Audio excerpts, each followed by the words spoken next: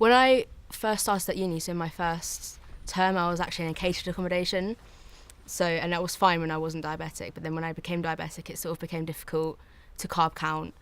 especially because a lot of the food, they basically just served us chips every day, which is fine when you're like a normal student, but when you're diabetic, it's not exactly ideal. It was sort of the big lifestyle change and having to sort of adapt to this sort of new way of living, especially because I was like a first year university student when I was diagnosed, so you're meant to be sort of enjoying yourself, sort of letting loose, having a good time, but I sort of had to start thinking about anything that was affecting my blood sugar. So whenever I was going on a night out, I had to make sure my blood sugars were okay. Before an exam, in lectures, having to adapt to a university lifestyle. So I sort of, when I contacted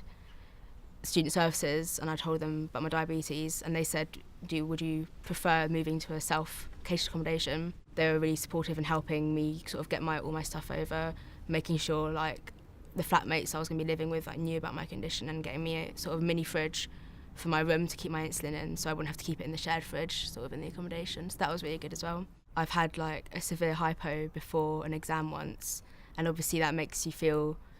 so when you have a hypo you feel like you're about to die really, you start shaking, and I managed to get my blood sugar stabilised before the exam started, but I was still a bit shaky going into the exam, and sort of starting the exam I don't think I was in the right headspace. It's quite good because the university is very supportive, so I sort of contacted them and I let them know, and they were like,